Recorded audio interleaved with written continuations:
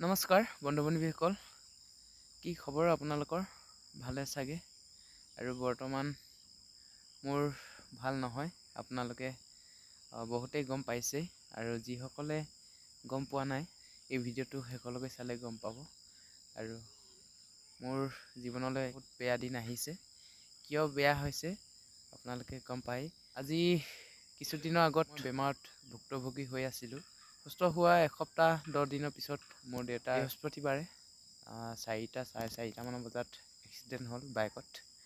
আৰু তেনেকৈ মোৰ দেউতাৰ বহুতো জখম হ'ল মাথাত, আৰু মাথাটো অলপ ফাটি গৈছে।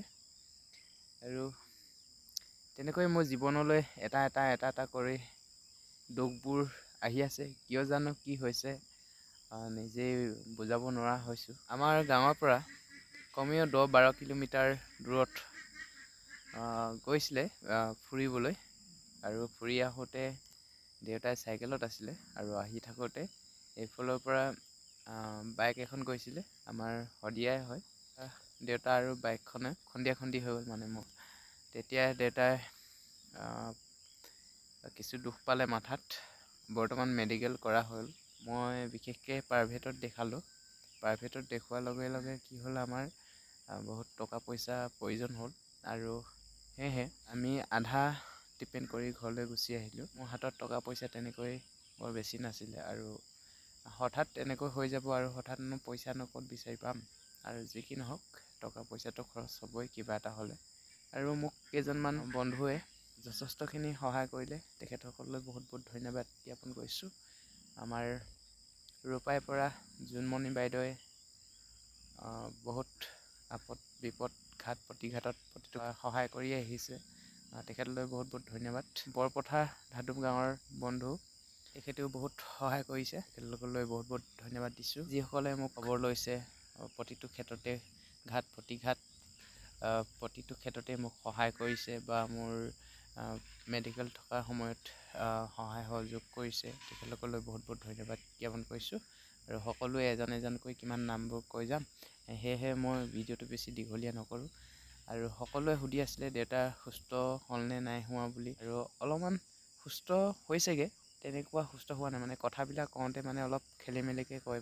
অলপ কিবা এটা সুধিলে মতন, ধৰি লওক কিবা এটা কৈছিলে, কিবা এটা আমুকত গৈছিলোঁ নেকি, কৈ আছিলোঁ নেকি, এনেকৈ কিবা উল্টা পুল্টা টাইপৰ অলপ কথাবিলাক কয়। আৰু ভালভাৱে ভাল হ'বলৈ সক্ষম হোৱা নাই, কাৰণ মই আৰু বেলেগ চিকিৎসাত নিবলৈও মোৰ তেনেকুৱা টকা পইচা নোহোৱাৰ বাবে মই ঘৰতে লৈ আহিলোঁ। কাৰণ মোৰ ঘৰখনো অকলশৰীয়া, আৰু ঘৰখনত বিশেষভাৱে মোৰ মাৰো অসুখ। মা হৈছে বিকলাংগ। মা আজি দুবছৰমান হ'ল নেকি মাৰ অসুখ হৈ থকা।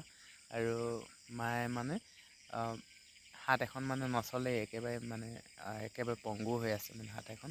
আৰু মা বিকলাংগ, মাকো শুশ্ৰূষা কৰা তেনেকৈ ঘৰত মানুহ নাছিলে, আৰু ঘৰখন একেবাৰে অকলশৰীয়া।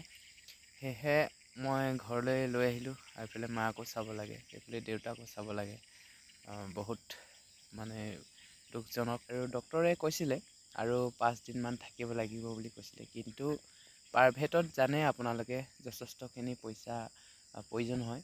গতিকে মোৰ হাততো, মই এজন দুখীয়া ঘৰৰ ল'ৰা, তেনেকৈ মোৰ টকা পইচা নাছিলে। আধা ট্ৰিটমেণ্ট কৰি গুচি আহিবলগীয়া হ'ল, কাৰণ মই তাত থাকিবলৈ বা চলিবলৈহে উপায় নাইকিয়া হৈ গ'ল। সেয়েহে মইতো আহিব লাগিব, আৰু তাত থকা বহুত বিলটো বাঢ়ি থাকে, আৰু পাছত মই ক'ৰ পৰা দিম। সেইকাৰণে আধা ট্ৰিটমেণ্ট কৰি মই ঘৰতে অলপমান ট্ৰিটমেণ্ট কৰি আছোঁ।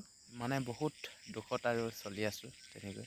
আৰু ভাল যদি চিকিৎসক বা ভাল ব্যক্তি যদি কোনোবা আছে, আপোনালোকে তেনেকুৱা ভাল চিকিৎসক আছে যদি আপোনালোকে কমেণ্টত জনাব, অলপমান সহায় সহযোগ কৰি দিব।